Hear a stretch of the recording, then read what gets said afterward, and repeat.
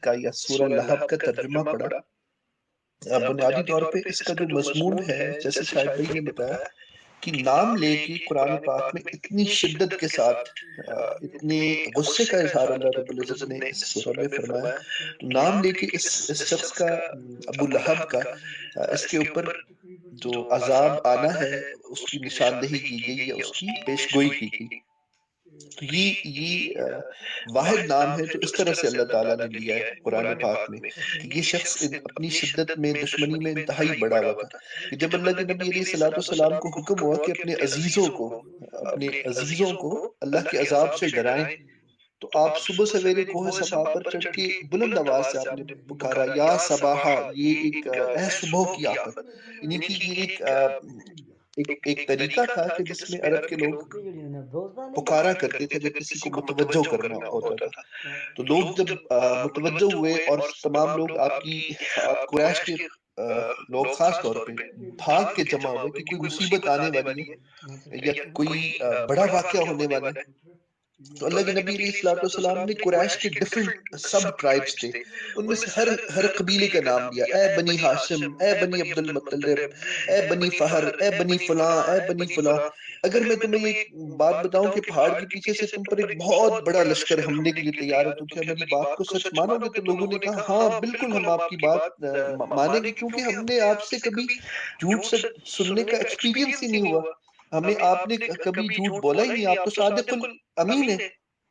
تو اللہ کے نبی علیہ الصلوۃ والسلام نے جب تمام لوگوں کی اٹینشن آپ نے حاصل کر لی، تو تب فرمایا کہ میں تمہیں خبردار کرتا ہوں آگے ایک بہت بڑا عذاب آنے والا ہے۔ اس سے پہلے کہ کوئی اور شخص بولتا تو ابو لہب نے فوری طور پہ کہا کہ تبا لک الہٰذا جمعتنا، کہ تمہارے ہاتھ ٹوٹ جائے، تمہارا ستیہ ناش ہو جائے، نعوذ باللہ، کہ کیا تم نے ہمیں اس کام کے لیے جمع کیا تھا؟ ایک روایت میں یہ بھی آتا ہے کہ اس نے پتھر اٹھایا کہ اللہ کے نبی علیہ الصلوۃ والسلام پہ کھینچ کے مارے، اور یہ جو روایت ہے یہ مسند احمد کے اندر بھی ہے، امام بخاری اور امام مسلم دونوں نے اس روایت کو ذکر کیا اپنی کتاب کے اندر۔ ایک اور روایت میں آتا ہے کہ ابو لہب نے رسول اللہ صلی اللہ علیہ وسلم سے ایک روز پوچھا کہ اگر میں تمہارے دین کو مان لوں تو مجھے کیا ملے گا؟ تو آپ صلی اللہ علیہ وسلم نے فرمایا کہ جو باقی ایمان لانے والوں کو ملے گا، تو اس نے کہا میرے لیے کوئی فضیلت نہیں ہے؟ تو رسول اللہ صلی اللہ علیہ وسلم نے فرمایا آپ اور کیا چاہتے ہیں؟ تو آپ کی اور کیا خواہش ہے، اس سے بڑھ کے آپ کی کیا خواہش ہے؟ تو وہ کہنے لگا تبا لہذا الدین، تبا ان اکون ہؤلاء سواء،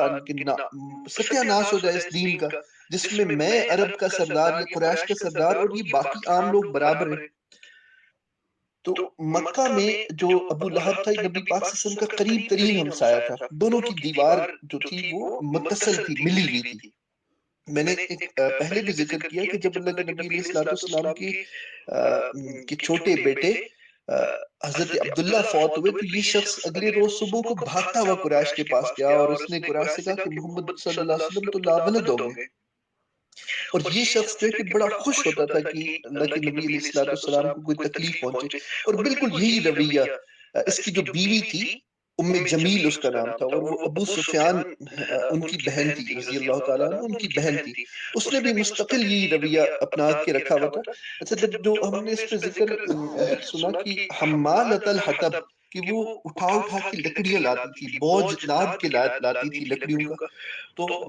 روایات کے اندر آتا ہے کہ وہ آپ صلی اللہ علیہ وسلم کے دروازے کے آگے خاردار جھاڑیاں اور لکڑیاں ڈال دیتی تھی تاکہ جب آپ یا آپ کے بچے گھر سے باہر نکلے کوئی کانٹا ان کے پیر میں چبھ جائے۔ ایسی بری نیت کے ساتھ یہ کام کیا کرتی تھی، اور یہ واقعہ جو ہے بحقی کے اندر بھی، اور ابن جریر نے بھی جو ہے اس واقعے کو روایت کیا۔ اچھا، ایک اور بڑی اہم بات یہ ہے کہ نبوت سے پہلے اللہ کے نبی علیہ الصلوۃ والسلام کو جب نبوت نہیں ملی تھی،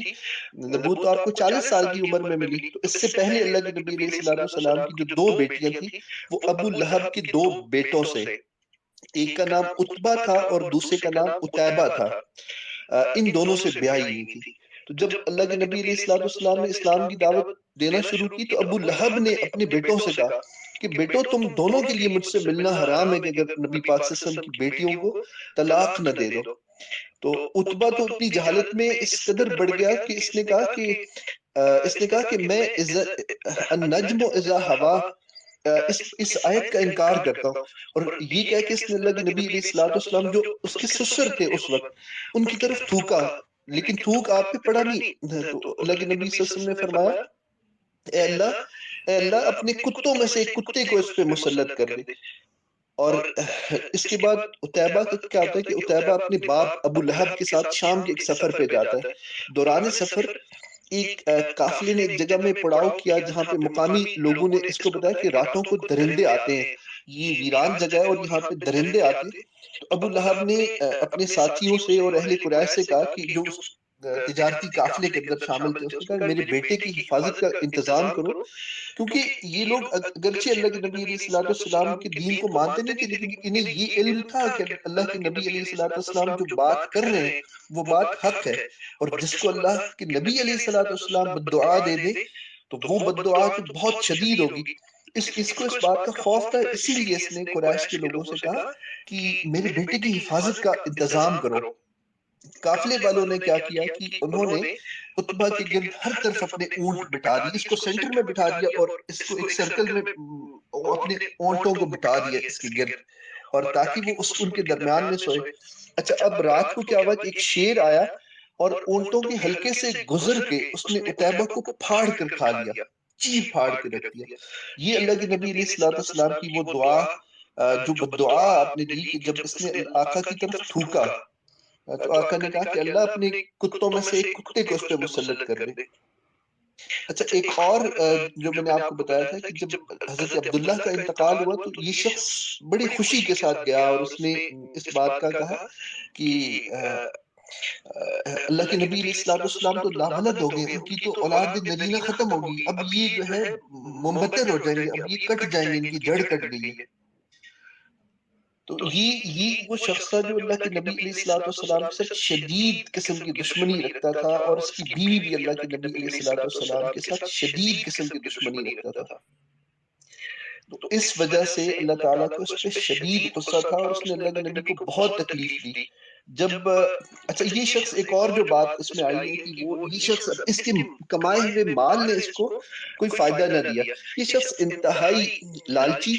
اور انتہائی کنجوس آدمی تھا، انتہائی کنجوس آدمی تھا۔ اس شخص نے کیا کیا کہ اس نے بہت سا مال جمع کیا۔ کہا جاتا ہے کہ عرب میں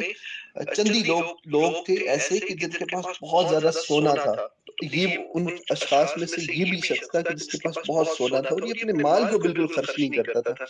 بچا بچا کے رکھتا تھا، انتہائی کنجوسی کرتا تھا، حتیٰ کہ یہ اپنے بچوں کو بھی بڑی کنجوسی کے ساتھ اپنے بچوں پہ بہت زیادہ کم خرچ کیا کرتا تھا۔ اچھا جب اللہ کے نبی علیہ الصلوۃ والسلام نے اس کے لیے بددعا کر دی تو اس کو ایک ایسی بیماری لاحق ہوئی کہ جو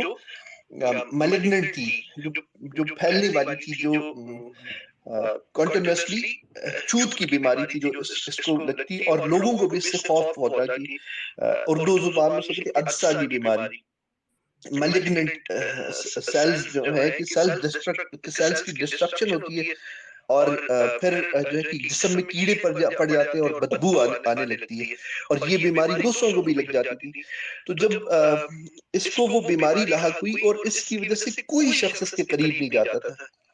اس حالت کے اندر بھی جب یہ بیمار ہوا ابتدائی دنوں میں، ان دنوں میں اللہ کے نبی علیہ الصلوۃ والسلام ہجرت کر کے مدینہ جا چکے تھے، تو اس نے کیا کیا کہ اس نے ایک شخص سے کہا کہ ایک شخص جو اس قرض دار تھا، اس شخص کا نام تھا عاص بن حشام، جو کہ اس شخص کا قرض دار تھا اور اس سے 4000 روپے قرض لیا ہوا، کیونکہ یہ عرب کے پرانے معاشرے میں سود بہت زیادہ عام تھا۔ تو اس شخص نے اسے کہا کہ جو میرا قرض تم پہ ہے اگر تم وہ ادا کرنا چاہتے ہو، اور ہی واز اویئر کہ یہ بینکرپٹ ہو چکا ہے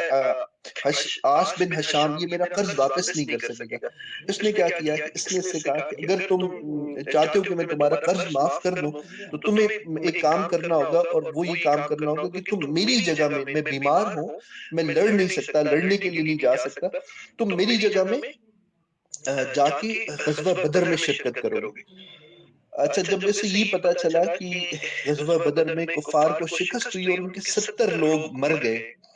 تو اس شخص نے یہ شخص اتنا غمگین ہوا کہ غزوہ بدر کے صرف 7 دنوں کے بعد، بیمار تو یہ پہلے سے تھا اور اس کی بیماری بڑھتی چلی جا رہی تھی، لیکن اس کے بعد یہ اس قدر شرمندہ اور غمگین ہوا اور اتنا افسردہ ہوا کہ یہ 7 دنوں کے بعد مر گیا۔ اچھا، مرنے کے بعد اس کی حالت ہوئی کہ جب یہ مر گیا تو لوگ اس کے قریب نہیں جاتے تھے، لوگ اس کے بالکل بھی قریب نہیں جاتے تھے، خوف کھاتے تھے کہ کہیں اس کی بیماری جو ہے کہ وہ ہمیں نہ لگ جائے، چونکہ اس کی بیماری چوت والی بیماری تھی۔ تو روایات میں آتا ہے کہ اس کے بیٹوں نے کیا کیا کہ اس کے بیٹوں کو لوگوں نے تانے دینے شروع کی، مر چکا ہے اور اس کو کہیں بھی اس کو ڈسپوز آف نہیں کر رہے ہو۔ تو انہوں نے کیا کیا کہ دو قسم کی روایات ملتی ہیں، ایک میں یہ کہ انہوں نے حبشی غلاموں کو پیسے دے کے کہا کہ اس کو کسی جگہ میں دفنا دو، دوسرے میں یہ آتا ہے کہ اس کو لکڑیوں سے گھسیٹتے ہوئے اور رسیوں سے گھسیٹ کے ایک گڑھا کھودا اور اس گڑھے میں اس کو ڈال دیا۔ تو یہ اس شخص کا انجام تھا، اور اس کی بیوی جو تھی وہ اللہ کے نبی علیہ الصلوۃ والسلام کی توہین کیا کرتی تھی، آپ کی شان میں گستاخیاں کیا کرتی تھی۔ تو جب یہ سورت نازل ہوئی، سورہ لہب، اور کسی نے سے بتایا کہ تمہارے بارے میں یہ سورت نازل ہوئی، تو یہ بڑی بکھری ہوئی اور بڑے غصے کے اندر بڑی بپھری ہوئی حالت میں اللہ کے نبی علیہ الصلوۃ والسلام کی تلاش میں نکلی۔ اس نے ہاتھ میں پتھر بھرے ہوئے تھے اور یہ اشعار پڑھتی جا رہی تھی جس میں اللہ کے نبی صلی اللہ علیہ وسلم کی توہین ہو رہی تھی۔ یہ آپ کو تلاش کرتے کرتے حرم میں پہنچی تو اللہ کے نبی صلی اللہ علیہ وسلم کے ساتھ حضرت ابو بکر صدیق رضی اللہ تعالیٰ عنہ بیٹھے ہوئے تھے۔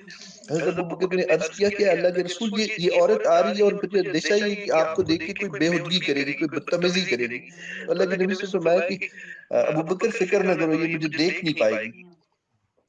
ایسا ہی ہوا کہ وہ آئی، اللہ کے نبی صلی اللہ علیہ وسلم بیٹھے ہوئے تھے حلقے میں، لیکن اللہ نے ایسا کر دیا کہ اس کی آنکھیں آپ کو ڈیٹیکٹ نہیں کر سکی، آپ کو سینس ہی نہیں کر سکی۔ تو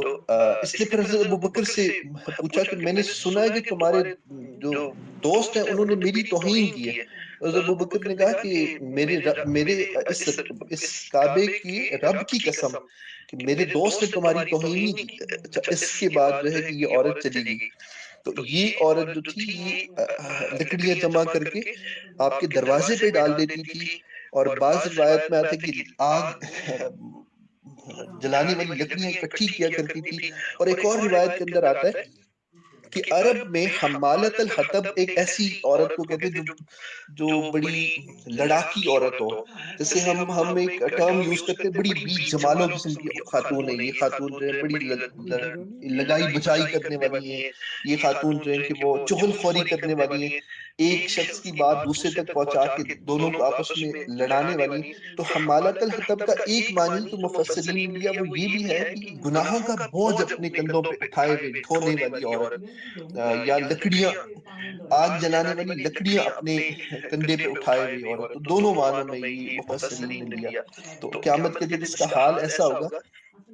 کہ وہ لکڑیاں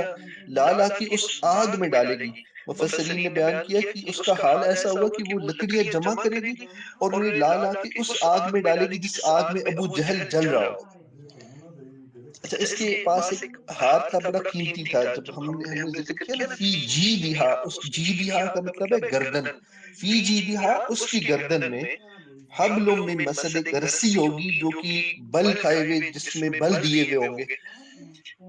تو ایسی اس رسی کی مشابہت جو ہے کہ وہ ایک ایسے ہار کی طرف ہے جو بہت ہی قیمتی ہار تھا، اور یہ اپنے گلے میں پہنا کرتی تھی، اور یہ قسمیں کھایا کرتی تھی کہ لات کی اور عزا کی قسم کہ میں یہ اپنا ہار بیچ کے اس کی قیمت جو بھی مجھے ملے گی وہ محمد صلی اللہ علیہ وآلہ وسلم کی عداوت پہ اور ان کی دشمنی میں خرچ کر دوں گی۔ اور یہ اپنے اس خوبصورت ہار پہ جو اس کے گلے میں ہوتا تھا اس پہ فخر کیا کرتی تھی۔ تو قرآن پاک کا جو انداز ہے یہ بڑا ایک ٹونٹنگ انداز میں، ایک طنزیہ انداز میں اللہ تعالیٰ نے اسے کہا کہ جو تم جس ہار پہ فخر کرتی ہو قیامت کے دن اس میں دوزخ کی ایک رسی پڑی ہوگی جس میں بل دیے ہوئے ہوں گے، جس کو خوب جو ہے کہ وہ ٹوسٹ کیا ہوگا۔ اور یہ جو ہے کہ ایک اور روایت میں آتا ہے کہ مونج کی رسی ہوگی، اونٹ کی کھال یا اس کے صوف سے بنی ہوئی رسی ہوگی۔ اس سے ایک اور قول یہ بھی مراد لیا جاتا ہے کہ لوہے کی تاروں سے بٹی ہوئی ایک رسی ہوگی جو اس کے گلے میں ڈال دی جائے گی۔ تو یہ جو سورہ لہب یا سورہ مسد جو ہے اس کی تفصیل ہے جو میں نے آپ کے سامنے بیان کی مختصراً۔ اللہ تعالیٰ جو ہے سننے اور عمل کرنے کی توفیق عطا فرمائے۔ السلام علیکم۔